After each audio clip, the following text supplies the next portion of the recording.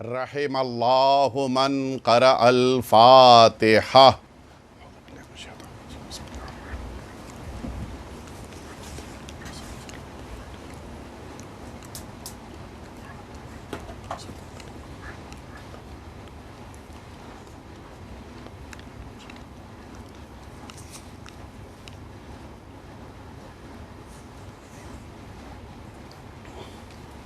لا حول ولا قوة الا باللہ العلی العظیم۔ حسبنا اللہ ونعم الوکیل، نعم المولا ونعم النصیر۔ اعوذ باللہ من الشیطان الرجیم، بسم اللہ الرحمن الرحیم۔ الحمد للہ الذی لا یبلغ مدحتہ القائلون ولا یحصی نعماءہ العادون ولا یؤدی حقہ المجتہدون، ثم الصلاة والسلام والتحیۃ والاکرام علی سید الانبیاء والمرسلین، سیدنا و مولانا ابی القاسم محمد اللہم صلی اللہ علیہ وعلی اہل بیتہ الاطیبین الانجبین الذین اذہب اللہ عنہم الرجس وطہرہم تطہیرا، اللہم صلی لا سیما الامام المبین بقیت اللہ فی الارضین، واللعنۃ الدائمۃ الباقیہ علی اعدائہم اجمعین، اما بعد، فقد قال رسول اللہ صلی اللہ علیہ وآلہ وسلم، ان الحسین مصباح الہدی وسفینۃ النجاہ۔ ایک دفعہ مل جل کے صلوات بھیج دیں آپ حضرات، اللہم صلی اللہ۔ عزیزان محترم، مسلسل آپ جن مجالس عزا کو سماعت فرما رہے ہیں، ان مجالس عزا میں کربلا اور ولایت اہل بیت اطہار کے ذریعے سے ان پیغامات کو پہنچانے کی کوشش کی جا رہی ہے کہ جو اس سرزمین کربلا سے ساری دنیا تک نہ صرف یہ کہ ارسال کیا گیا، بلکہ اس کربلا کے پیغامات میں سے سب سے اہم پیغام یہی تھا کہ ہمیں ولایت اہل بیت اطہار سے وابستہ رہنا ہے، اور ولایت اہل بیت اطہار کے زیر سایہ اپنی دنیا اور اپنی برزخ اور اپنی آخرت کو کامیاب بنانا ہے۔ سرزمین کربلا میں جن شیر دل خواتین نے اپنے کردار کے نقوش اس کائنات کے حوالے کیے ہیں، انہی کا تذکرہ چل رہا ہے، اور اسی سلسلے کی آج اگلی کڑی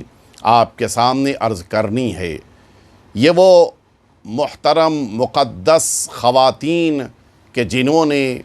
اس سرزمین کربلا سے ساری دنیا کو یہ درس دیا کہ محافظ ولایت اور محافظ امامت اور عقیدہ امامت ہونا چاہیے۔ ظاہر ہے کہ عقیدہ امامت کی حفاظت کرنا انسان کی اپنی ذمہ داری ہے، ورنہ امامت اور ولایت وہ اللہ کی عطا ہے کہ جس کی حفاظت کرنا انسان کی نہیں بلکہ اللہ نے ذمہ داری اپنے اوپر قرار دی ہے۔ یہ ولایت اہل بیت اطہار جو ہمارے سینوں کے حوالے رب العزت نے کی ہے، اس کے بہت سارے تقاضے ہیں کہ جن تقاضوں میں سے ایک بڑا اہم تقاضا ہے کہ اپنی اگلی نسلوں کی حفاظت کرتے ہوئے انتظام اس طرح سے کیا جائے کہ اس گھرانے یا اس ماحول یا اس ایٹماسفیئر یا اس کلچر سے ہم اپنے لیے انتخاب کرتے ہوئے زوجہ کو لے کر آئیں کہ جس ماحول کی بنا پر یا جس کلچر کی بنا پر یا جس گھرانے کی بنا پر آنے والی نئی نسلیں ولایت اہل بیت اطہار کا خاص خیال رکھیں۔ ہماری جہاں اور بہت سی ذمہ داریاں ہیں، وہیں اس ذمہ داری سے متعلق غور کرنا اور اس ذمہ داری سے متعلق در دور اپنے ماحول میں، اپنے معاشرے میں گفتگو کرنا بہت ضروری ہے۔ ہم کس گھرانے میں جا کر شادی کر رہے ہیں یہ صرف مجھ سے متعلق نہیں ہے، بلکہ اس کا تعلق ہماری ان نسلوں سے ہے کہ جو آئندہ ہمارے گھرانے میں آنکھ کھولنے کے بعد اس گھرانے کی نسل کو آگے بڑھانے کی ذمہ داری اپنے کاندھوں پر لے رہی ہیں۔ ظاہر ہے شادی دو گھرانوں کے درمیان نہیں ہوتی ہے، بلکہ یہ شادی سال ہا سال تک آنے والی، بلکہ یوں کہا جائے صدیوں کی نسلوں کی ذمہ دار بن جاتی ہے یہ شادی، کہ جس کی بنا پر انسان اپنے گھر کے ماحول کو چاہے تو ولایت اہل بیت اطہار کے زیر سایہ قرار دے، اور اگر اس مسئلے اور مرحلے میں انسان سے چوک واقع ہو جائے اور اگلی نسل، اگلی جنریشن اہل بیت اطہار کی ولایت سے دور ہو جائے تو مکمل ذمہ داری اس انسان کی ہے کہ جس نے بغیر سوچے سمجھے آگے قدم بڑھایا اور اپنے دل کے جذبات کی پیروی کرتے ہوئے اپنی نسلوں کے صحیح عقیدے کو قربان کر دیا۔ لہٰذا بڑا اہم انسان کے لیے یہ قدم ہوتا ہے کہ جس قدم سے متعلق پوری طرح سے توجہ ہونی چاہیے۔ اہل بیت اطہار نے اس سلسلے میں، ظاہر ہے کہ اہل بیت اطہار ہیں، وہ اللہ کے مقدس ترین اس روئے زمین پر نمائندے ہیں، اور ان سے بہتر اس روئے زمین پر انسانوں کے مزاج کو کوئی تبدیل نہیں کر سکتا ہے۔ میں بڑی تاکید کے ساتھ یہ جملہ کہہ رہا ہوں کہ ہم اور آپ تو شاید کبھی کبھی زبانی طور پر ظاہری شکل صورت میں انسان کے عقیدے کو تبدیل کر سکتے ہیں، لیکن اہل بیت اطہار کو پروردگار نے ولایت تکوینی عطا کی ہے۔ ولایت تکوینی کے تقاضوں میں سے ایک تقاضا ہے کہ اہل بیت اطہار لوگوں کے دلوں کو تبدیل کر سکتی ہیں، ذہنوں کو تبدیل کر سکتی ہیں، اخلاق بدلا جا سکتا ہے اہل بیت اطہار اگر چاہ جائیں، اور اسی طرح سے وہ ساری انسانی عادتیں اگر اہل بیت اطہار کا ارادہ شامل ہو جائے تو سب تبدیل ہو جاتا ہے۔ اس کے باوجود اہل بیت اطہار نے عقد کے موقع پر، شادیوں کے موقع پر اپنے بچوں کو کہاں، کس گھرانے میں شادی کر رہے ہیں، اس سلسلے میں اہل بیت اطہار نے مکمل توجہ فرمائی ہے۔ ہر گھرانے میں شادی نہیں کی ہے، ہر گھر سے لڑکی لے کر اپنے گھر نہیں آئے ہیں، اور اسی طرح سے ہر غیر گھر میں یا عام لوگوں کے گھرانے میں اپنے گھر کی بیٹیوں کو رخصت نہیں کیا ہے۔ اس سلسلے میں مکمل احتیاط فرمائی ہے کہ وہ افراد کہ جن کے گھرانے میں ولایت اہل بیت اطہار پائی جاتی ہے، انہی گھرانوں میں اہل بیت اطہار نے اپنے گھر کی بچیوں کو بھیجا ہے، اور انہی گھرانوں سے اہل بیت اطہار نے اپنے گھر میں بچیوں کو قبول کیا ہے۔ البتہ شاید میرے ان جملوں کو سننے کے بعد بہت سے ذہنوں میں وہ فکریں آ رہی ہوں گی کہ پھر حضور اکرم نے کیوں ان گھرانوں میں شادیاں فرمائیں، یا بہت سارے مواقع پر اہل بیت اطہار نے کیوں دشمنوں کے گھر سے بیٹیاں قبول کی ہیں، جیسے مثال کے طور کے اوپر 9 امام کی زوجہ وہ ہے کہ جو مأمون کی بیٹی ہے، یا ہمارے دوسرے امام کی زوجہ وہ ہے کہ جس نے خود امام کو زہر دیا ہے۔ یہ سارے وہ مراحل ہیں کہ جن مراحل میں اہل بیت اطہار نے ان کو زوجیت میں قبول تو کیا ہے، حتیٰ رسالت مآب نے زوجیت میں قبول تو کیا ہے، لیکن اس کے باوجود وہ ذمہ داریاں کہ جو ولایت اہل بیت اطہار جن کا تقاضا کرتی ہیں، ان ذمہ داریوں کو ان خواتین سے قریب بھی نہیں آنے دیا ہے۔ یہ ایک مستقل موضوع ہے کہ جس کی طرف مجھے لے کر نہیں جانا ہے، لیکن در واقع جو اہل بیت اطہار کی نسل آگے بڑھی ہے، حتیٰ نسل پیغمبر حضور ختمی مرتبت کی جو نسل اس کائنات کے گوشے گوشے تک پہنچی ہے، وہ اس قسم کے بدعقیدہ گھرانوں سے آنے والی عورتوں کے ذریعے سے نہیں پہنچی ہے،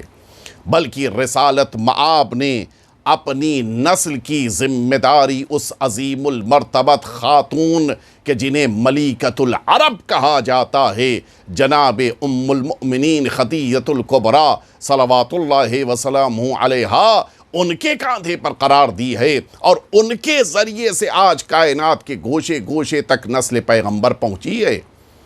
اسی طرح سے ہمارے دوسرے امام کہ جن کو زہر دینے والی زوجہ اور ہے، اور امام کی نسل جن کے ذریعے سے آگے بڑھی ہے وہ اور ہیں، اور اسی طرح سے نوے امام بھی اگر آپ ملاحظہ فرمائیں، نوے امام کی وہ زوجہ کہ جو ظالم حاکم کی بیٹی ہے اور مولا کے گھر میں آئی ہے، اس کے ذریعے سے ہمارے نوے امام کی نسل آگے نہیں بڑھی ہے۔ یہ احتیاط اہل بیت اطہار کی طرف سے باقی رہی ہے۔ میں آج اس بات کی طرف متوجہ کرانا چاہ رہا ہوں کہ حضور اکرم نے بھی ایسے موقعوں پر یہ جملہ فرمایا تھا کہ اللہم انی اعوذ بک من امرأۃ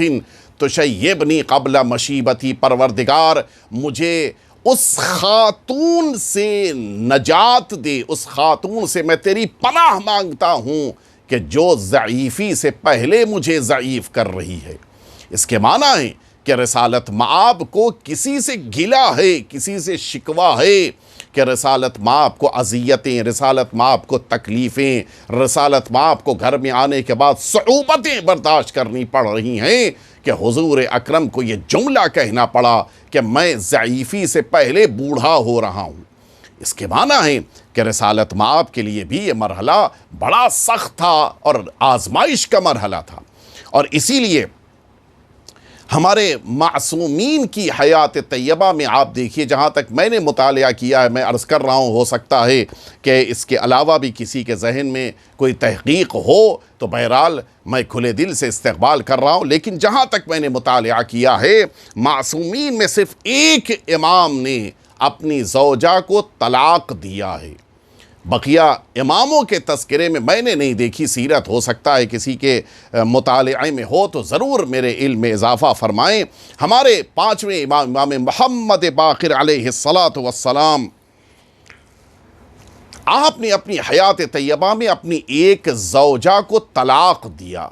اور اس موقع کے اوپر ہمارے چھٹے امام کا یہ جملہ موجود ہے کہ میں نے جس موقع کے اوپر بابا سے یہ بات پوچھی کہ آپ نے اس زوجہ کو کیوں طلاق دے دی، وجہ کیا ہے؟ ظاہر ہے کہ اہل بیت اطہار تو اس دنیا میں انسانوں کی ہدایت کرنے، انسانوں کو اللہ سے قریب کرنے، انسانوں کو ولایت اہل بیت اطہار بتانے سکھانے کے لیے تشریف لائی ہیں۔ آپ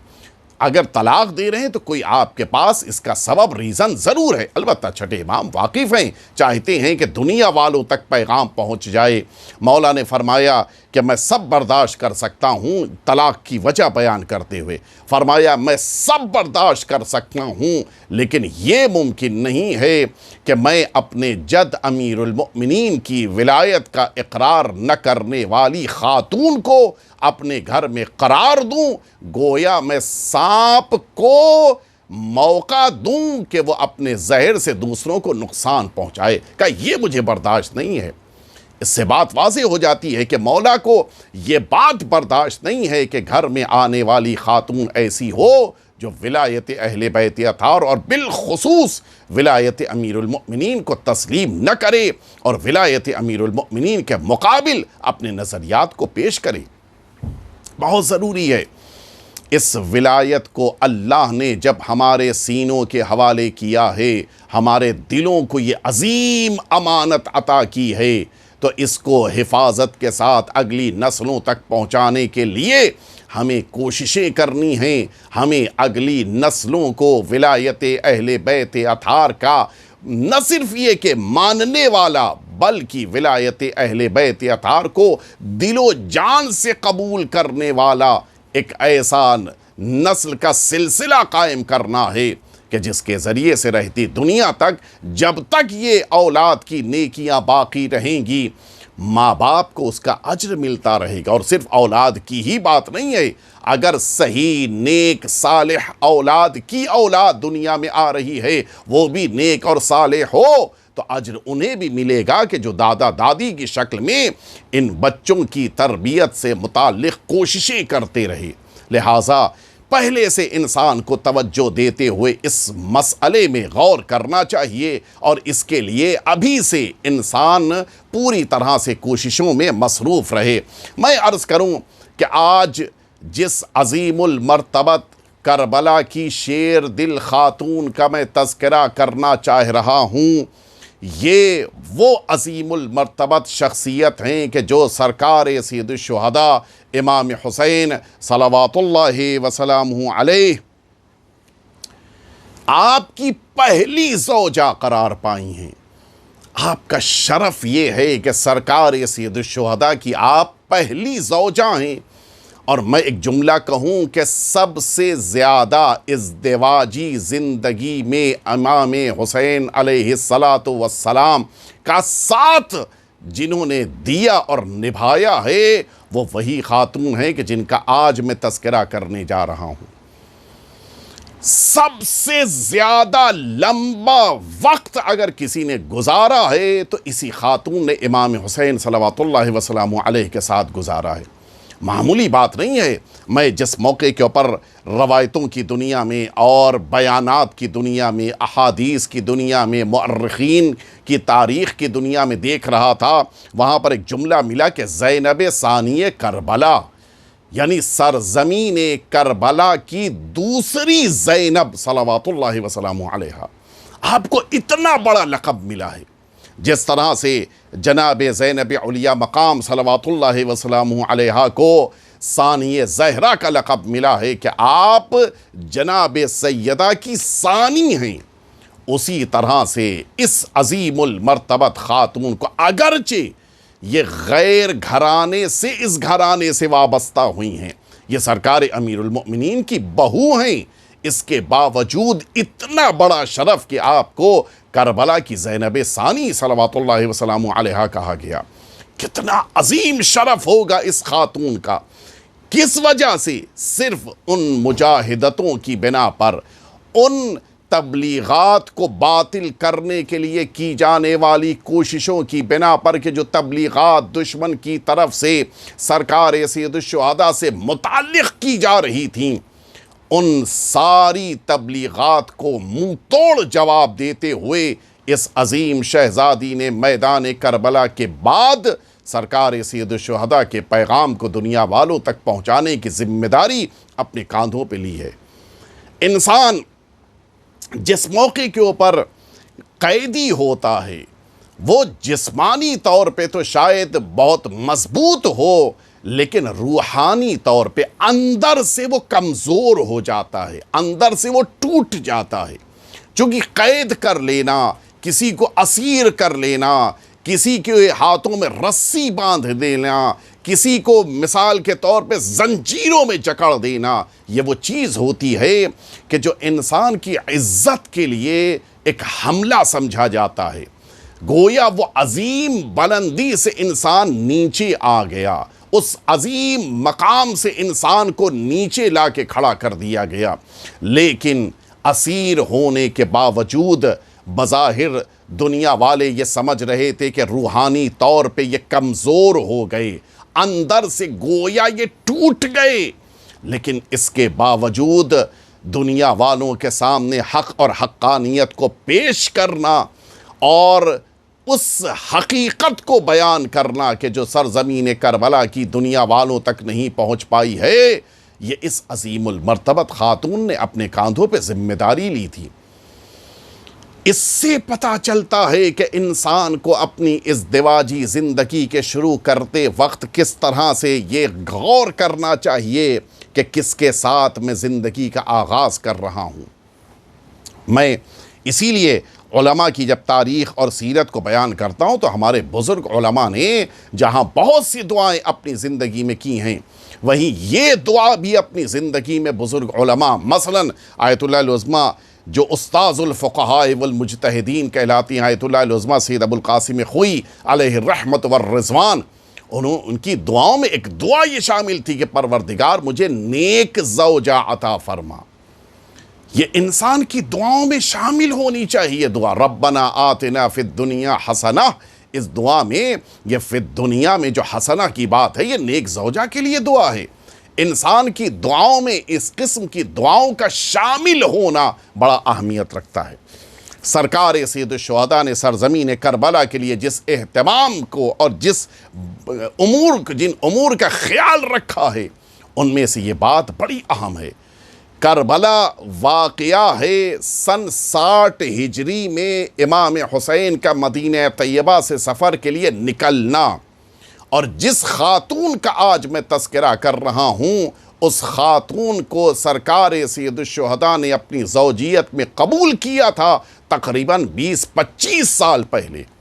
آپ غور فرمائیں، بلکہ اور پہلے کا زمانہ تھا کہ جس زمانے میں سرکار سید الشہداء کی زوجیت میں یہ خاتون آئی ہیں۔ آپ غور کریں، جو واقعہ سن 60 اور 61 ہجری میں رونما ہونے والا ہے، اس واقعے کے لیے 20-25 یا اور پہلے سے اہتمام کرنا، یہ اس بات کی علامت ہے کہ آقا کی نگاہیں کربلا کے انتظام کرنے کے لیے کتنی پہلے سے مصروف تھیں۔ سرکار سید الشہداء نے اس عظیم خاتون کو اپنی زوجیت میں قبول کیا، اور پھر اس خاتون کے بطن مبارک سے جو اولاد امیر المؤمنین، اولاد امام حسین دنیا میں آئی ہیں، وہ اپنی جگہ کے اوپر بے مثل اور بے مثال ہیں۔ میں عرض کروں کہ آپ کا جو اصل نام ہے وہ رباب ہے، جو رباب بھی کہا جاتا ہے، در واقع یہ رباب ہے۔ آپ کا نام جزائر کو اردو زبان میں رباب استعمال کیا جاتا ہے، جو تاریخ میں لفظ وارد ہوا ہے رباب کے بجائے رباب وارد ہوا، لیکن رباب بھی صحیح لفظ ہے۔ آپ امرؤ القیس جو شام کے رہنے والے تھے، شامی تھے، کلبی خاندان سے، کلب جو ان کے خاندان کے بزرگ کا نام تھا، یہ امرؤ القیس کلبی شامی کے نام سے مشہور تھے، اور جس زمانے میں بہت اچھا خاندان تھا یہ، اور کافی شاعر تھے، کافی اس اعتبار سے کہ شعر کہنے میں بڑی مہارت تھی، اور یہی وجہ ہے کہ جناب رباب کہ جو واقعی لفظ رباب کہ جناب رباب بھی بہترین شاعر تھیں، اچھا کلام، اچھے اشعار، اور فی البدیع کہنا، فی البدیع شعر کہنا، وہ حضرات کے جو شعر اور شاعری سے جن کا رشتہ ہے وہ بخوبی واقف ہیں کہ ایک شاعر کا بہت بڑا کمال یہی ہوتا ہے کہ وہ فی الفور آن دی اسپاٹ کوئی شعر کہے جس کو پہلے سے کہہ نہ رکھا ہو، آن دی اسپاٹ شعر کہے اور پھر اس کو پیش کرے۔ اسی لیے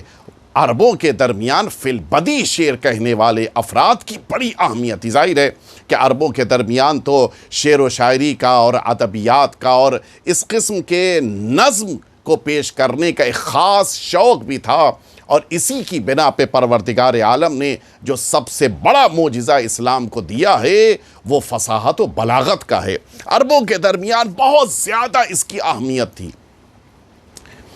جناب رباب کی سب سے بڑی خاصیت یہی تھی کہ وہ فی البدیع شعر کہتی تھی،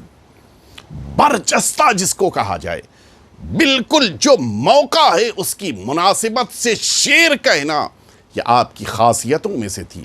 اور اسی لیے سرکار سید الشہداء کے گھر میں آنے کے بعد ظاہر ہے کہ جس زمانے میں وہ شام میں مقیم تھیں اپنی 3 بہنوں کے ساتھ، والد ان کے جناب امرؤ القیس یہ نصرانی مذہب کے تھے، یہ عیسائی تھے،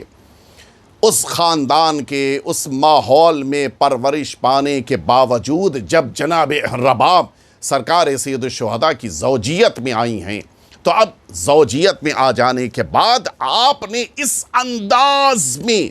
ولایت اہل بیت اطہار کو اپنے دل و جان سے قبول کیا کہ اب جناب رباب کی آغوش میں پرورش پانے والی ہر اولاد بہترین ولایت کی مدافع اور حریم ولایت کی طرف سے دفاع کرنے والی قرار پائی ہے۔ ظاہر ہے کہ وہ موضوع دوسرا ہو جائے گا، لہٰذا اس طرف میں جانے کے بجائے عرض کروں کہ آپ کی 3 بہنیں ہیں۔ یہ جناب امرؤ القیس آئے تھے، دوسری خلافت کا دور تھا، اور اس خلافت کے دور میں آئے تھے یہ مدینہ طیبہ، اور مسجد پیغمبر میں آنے کے بعد اس وقت جو حاکم تھا اس کے سامنے انہوں نے اپنے اسلام کا اعلان کیا تھا۔ طریقہ ہوتا تھا اس زمانے کا کہ جو مشہور افراد ہوتے تھے، مشہور شخصیتیں ہوتی تھیں، لوگ جن کو جانتے پہچانتے نامچی افراد جو ہوتے تھے، وہ آ کر مجمع میں اعلان کرتے تھے کہ میں اسلام کی آغوش میں آ کر پناہ لے رہا ہوں۔ شام سے آئے تھے مدینہ طیبہ، اور آنے کے بعد انہوں نے مسجد میں کھڑے ہو کر سب کے سامنے، وہ جو حاکم تھا اس کے سامنے اعلان کیا کہ میں اسلام کو قبول کر رہا ہوں۔ پوچھا تمہارا نام کیا ہے؟ کہا امرؤ القیس۔ حاکم خوش، امرؤ القیس کہ جو اتنا اچھا شاعر سمجھا جاتا ہے آج وہ اسلام کے دامن میں آ رہا ہے۔ البتہ حاکم کو شاید یہ بات نہیں پتہ تھی کہ وہ اسلام نہیں کہ جس اسلام کو بعد پیغمبر غیروں نے نشر کیا تھا، وہ اسلام نہیں قبول کیا تھا۔ امرؤ القیس نے جس اسلام کو قبول کیا تھا اس اسلام میں سر فہرست امیر المؤمنین، سرکار امیر المؤمنین حضرت علی ابن ابی طالب علیہ السلام اور ان کی اولاد کی امامت اور ولایت کا تصور پایا جاتا تھا۔ یہ خبر نہیں تھی، قبول کر لیا، اور ظاہر ہے کہ شام کے ایک علاقے سے چونکہ آئے تھے اس پورے علاقے کی ولایت اور حکومت ان کے حوالے کر دی گئی۔ اور جب یہ مسجد سے نکل رہے تھے، دیکھیں انسان جب اسلام لے آتا ہے تو بہت سارے اوقات یہ ہوتا ہے کہ جو گزشتہ زمانے سے مسلمان ہیں ان کے اوپر لاکھوں احسان سمجھتا ہے کہ میں مسلمان ہو گیا لہٰذا میرا احسان ہے بقیہ لوگوں کے اوپر، لیکن نہیں، انکسار کے ساتھ بڑے ہی منکسر المزاج انداز کے ساتھ آپ مسجد سے باہر نکل رہے تھے، اور سرکار امیر المؤمنین حضرت علی علیہ السلام آپ بھی مسجد سے باہر تشریف لا رہے تھے۔ آپ دونوں کی ملاقات مسجد کے دروازے پر ہوئی اور امیر المؤمنین کو دیکھا۔ اس سے پتہ چلتا ہے کہ شام میں رہنے کے باوجود، شام میں آپ جانتے میں اس لیے تاکیداً کہہ رہا ہوں، میں نے اس سے پہلے بھی کہا تھا کہ اس زمانے میں شام یا شامی لفظ وہ ہوتا تھا کہ جو ان لوگوں کے لیے استعمال ہوتا تھا کہ جو اہل بیت اطہار کو نہیں مانتے یا اہل بیت اطہار کے خلاف بولتے ہیں۔ شام کے اس ماحول میں مسلمانوں کے بیچ رہنے کے باوجود امرؤ القیس کو امیر المؤمنین کے بارے میں مکمل خبر تھی، اور امیر المؤمنین کی معرفت بھی تھی جیسا کہ بیان کیا گیا ہے۔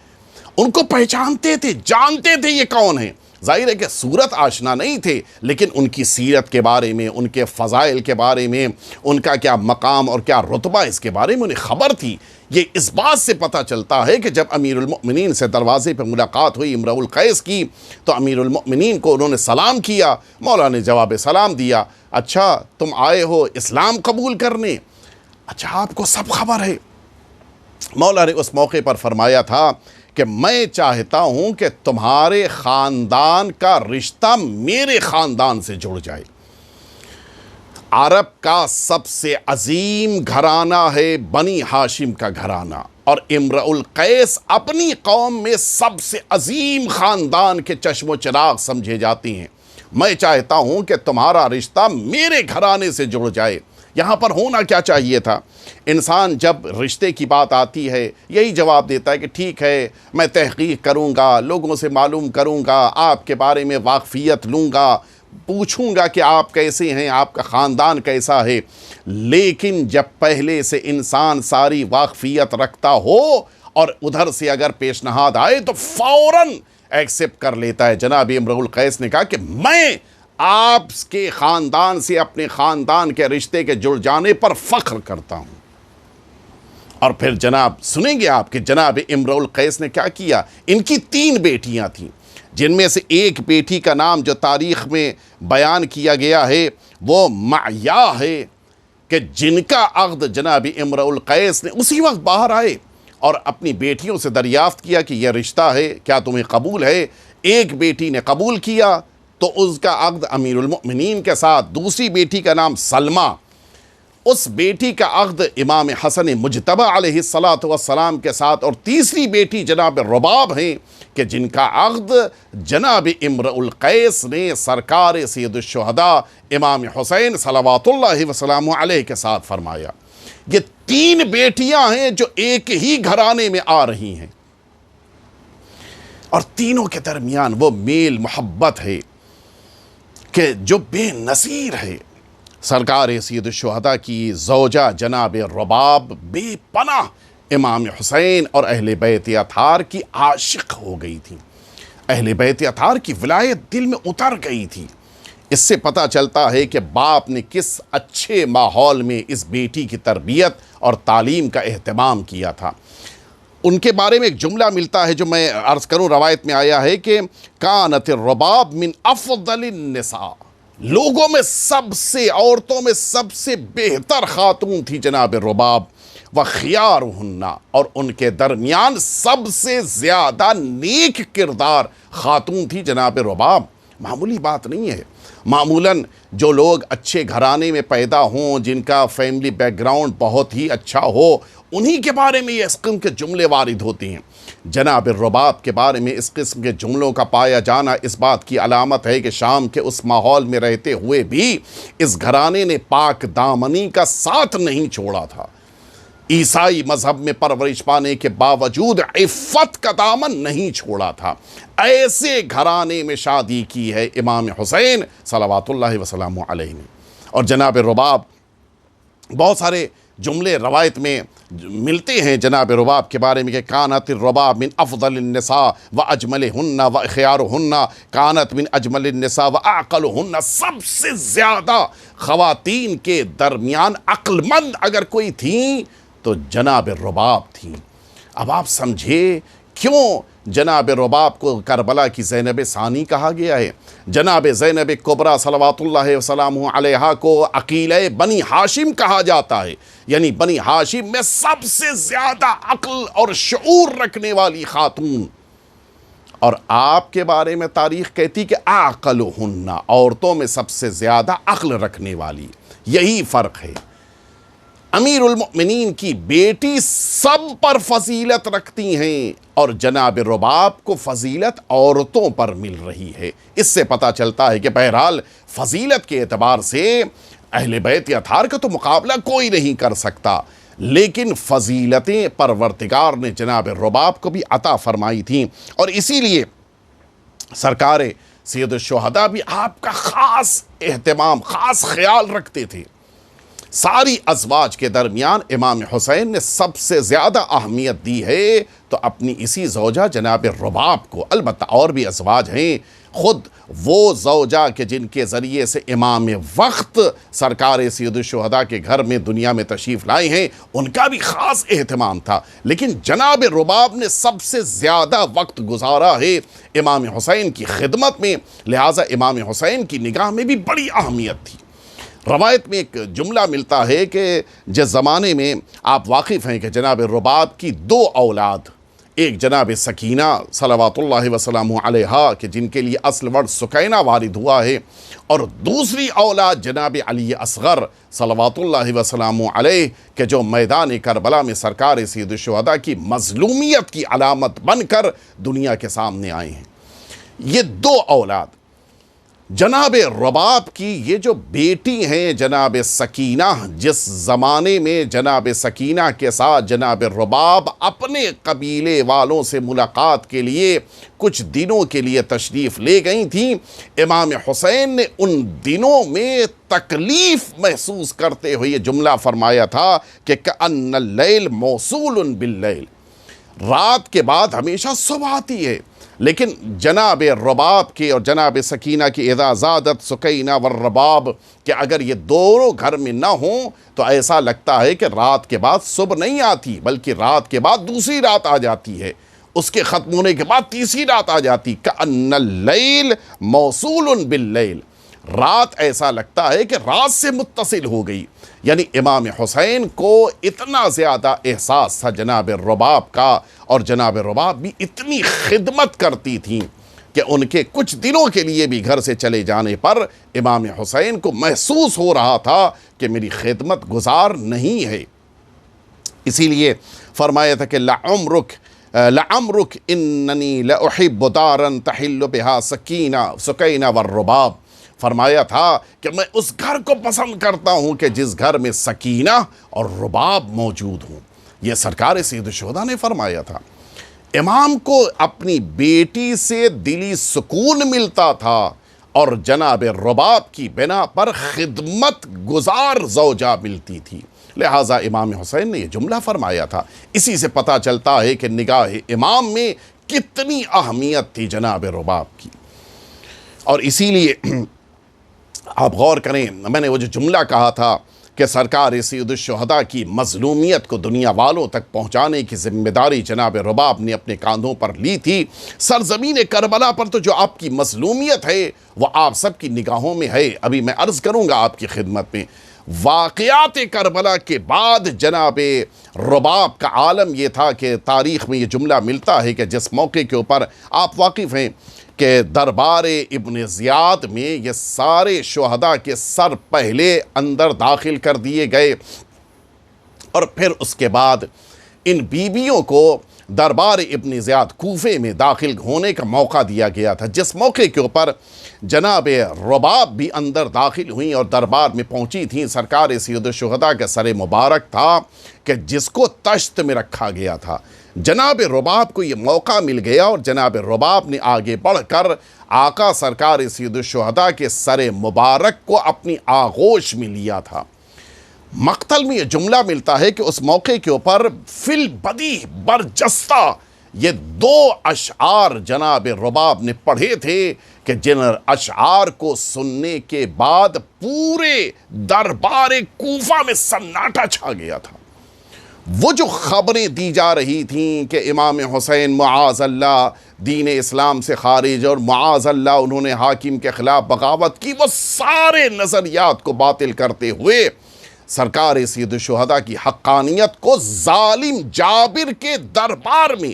علی الاعلان جناب رباب نے یہ بیان کرتے ہوئے فرمایا تھا کہ وا حسینہ ہو فلا نسیت حسینا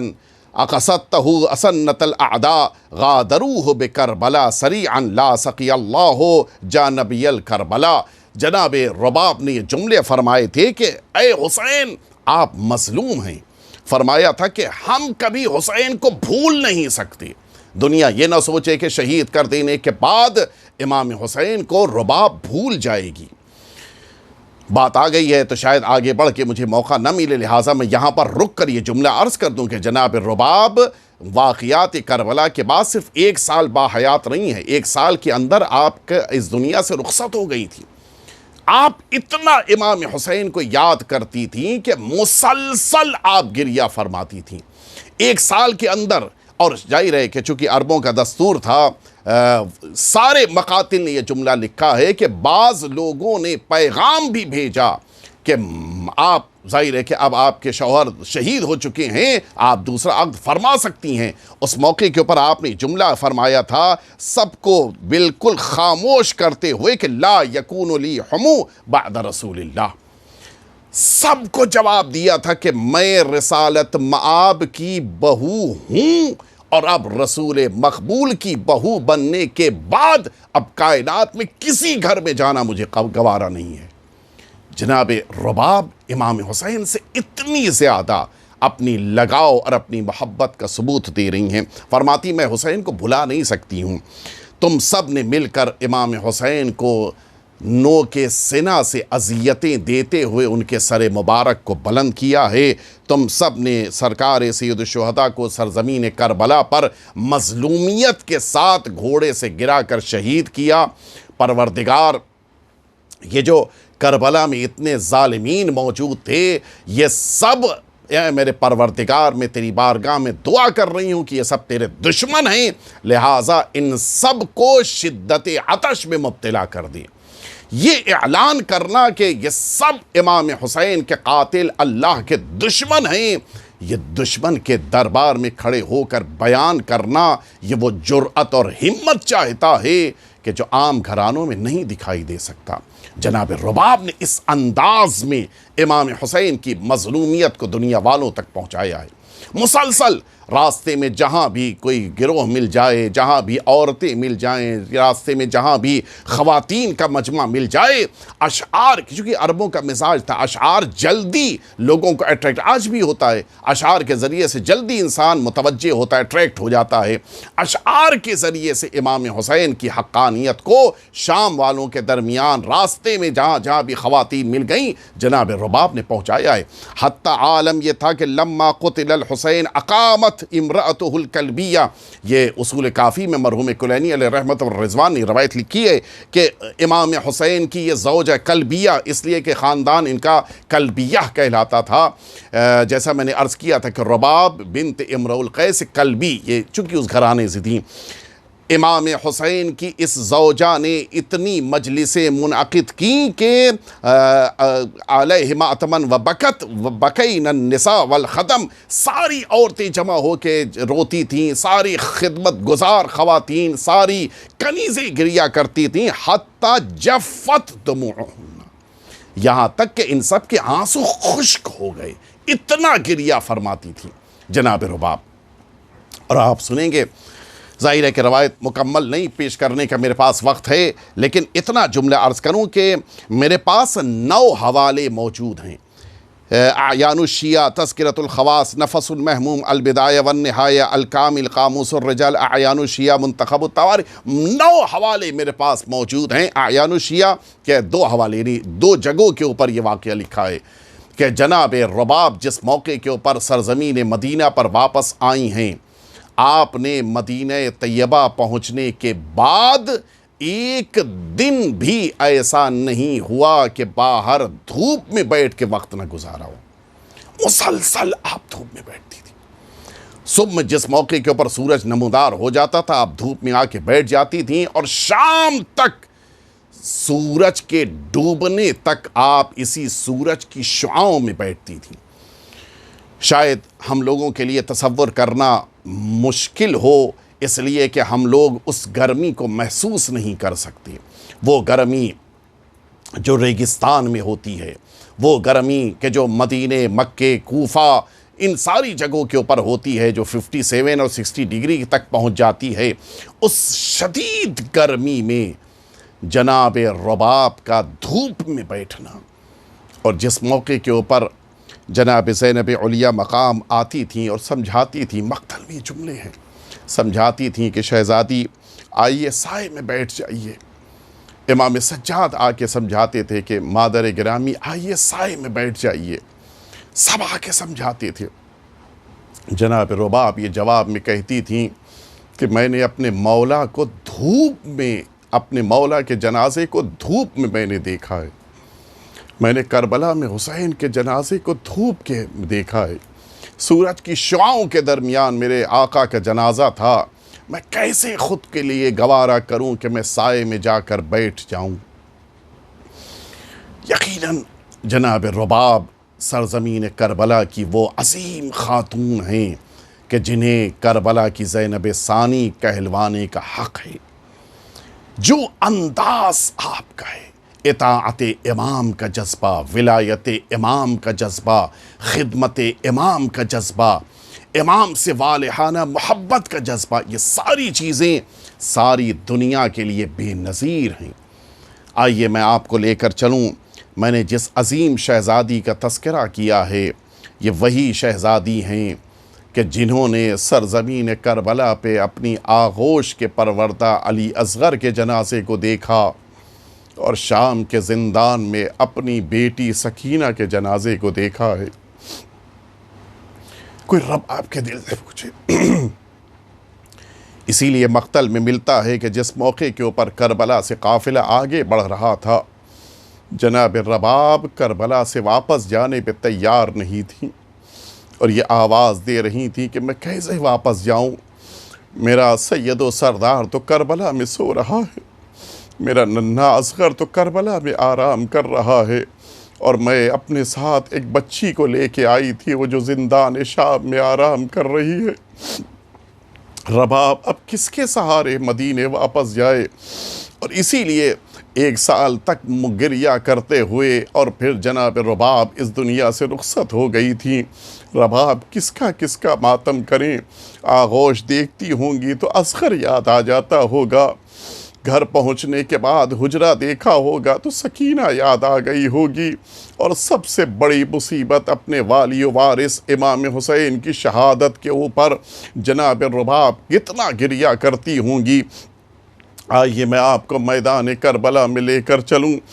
سب سے زیادہ سخت تھا امام حسین کے لیے رباب کے اس 6 ماہ کے بچے کو لے کے میدان کربلا میں آنا۔ امام حسین جس موقع کے اوپر میدان کربلا کی طرف بڑھ رہے تھے، فرمایا تھا کہ اے رباب میرے بچے کو لاؤ، میرے حوالے کر دو، اور رباب نے بھی علی اصغر کو حسین کے ہاتھوں کے اوپر دیا تھا۔ امام حسین میدان کربلا میں آئے تھے، پورا مقتل آپ کی نگاہوں میں ہے، لیکن آپ سنیں گے جناب رباب ہیں کہ جو در خیمہ پہ کھڑی ہوئی انتظار کر رہی ہیں کہ میرا بچہ اب میدان سے واپس آتا ہوگا، لیکن عجیب مرحلہ ہے، عجیب منزل ہے، جب امام حسین ننھے سے بچے کو لے کے خیمے کے در پہ آئے ہیں، ماں کی نگاہوں کے سامنے 6 ماہ کا بچہ ہے، بن کا ڈھلا ہوا ہے، گردن نڈھال ہے۔ اب ماں نے جو اپنے بچے کا یہ حال دیکھا، ایک جملہ فرمایا تھا کہ امثلک ینہر یا بنی، اے بیٹا کیا تمہارے جیسے بچے بھی ذبح کیے جاتے ہیں؟ ہاں عزاداروں، یہی رباب ہیں کہ جنہوں نے دیکھا کہ امام حسین نے اس چھوٹے سے بچے کو لے جا کے پشت خیمہ کے اوپر دفن کیا تھا۔ ماں کے دل کو سکون مل گیا ہوگا، ماں کو اطمینان ہو گیا ہوگا کہ میرے بچے کو سپرد لحد کر دیا گیا ہے، کم از کم میرے بچے کو پامال سم اسپا نہیں ہونا ہوگا، کم از کم میرے بچے کا سر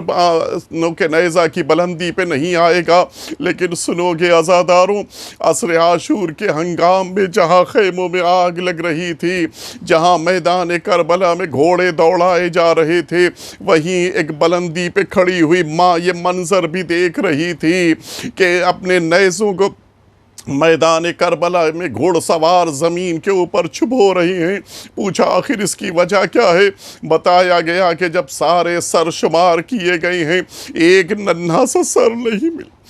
ایک چھوٹا سا سر نہیں مل رہا ہے، اس سر کی تلاش ہے، اور نیزہ جس جگہ کے اوپر زمین میں پیوست ہو جائے، پتہ چل جائے گا کہ اس سر زمین کی مٹی نم ہے، یعنی وہاں کے اوپر کسی کو دفن کیا گیا ہے۔ ماں نے دعائیں کرنی شروع کی کہ میرا بچہ بچ جائے، ماں دعائیں کر رہی ہے کہ میرے بچے کی قبر نہ ملنے پائے۔ لیکن سنو گے عزاداروں، اب جو زمین کربلا میں نیزہ اندر داخل ہوا اور نیزے نے زمین سے بلند ہونا شروع کیا،